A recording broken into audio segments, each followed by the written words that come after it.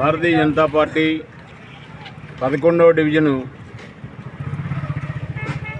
Dairy farm Rajiv గృహ ఏరియాలో ఇవాళ సలివేంద్రం ఏర్పాటు చేసుకొని సలివేంద్రాన్ని Bharatiya Janata Party Kakinada city convener గారు పెద్దలు గట్టి సత్యనారాయణ గారి చేతుల మీదుగా ప్రారంభించడం జరిగింది. భారతీయ జనతా పార్టీ నాయకులు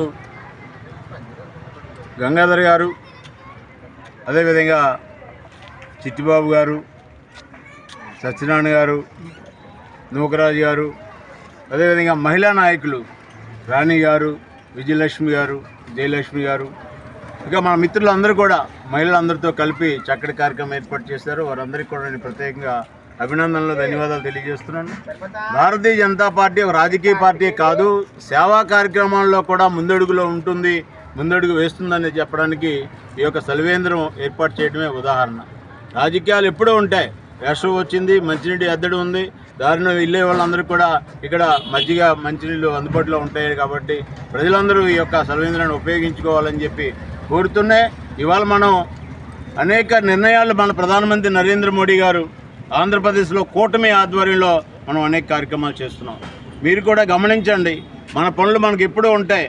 మన ప్రాంతాన్ని మనం అనేక రకాలుగా మనం అభివృద్ధి చేసుకోవాలి. మన చేతుల్లో ఉండే కొన్ని అభివృద్ధులు ఉంటాయి.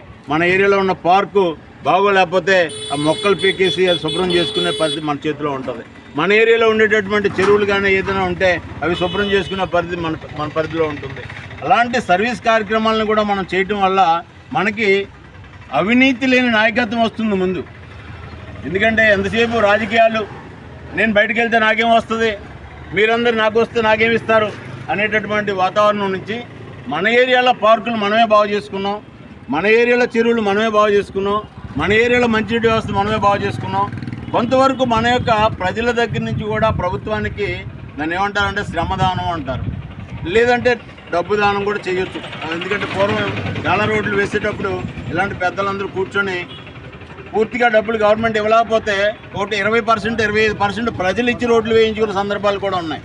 అటువంటి కార్యక్రమాలు ప్రభుత్వం కార్యక్రమాలతో కోఆర్డినేట్ చేసుకునేటప్పుడు మనకు మంచి ఫలితాలు వస్తాయి. ఇవాళ నరేంద్ర మోడీ గారు ఇవాళ కులాలకి మతాలకి అతీతంగా ఇవాళ చాలామంది బయట చెప్తున్నారు, ముస్లింలని, క్రైస్తవులని, హిందువులని. భారతీయ జనతా పార్టీకి అదేమీ లేదు.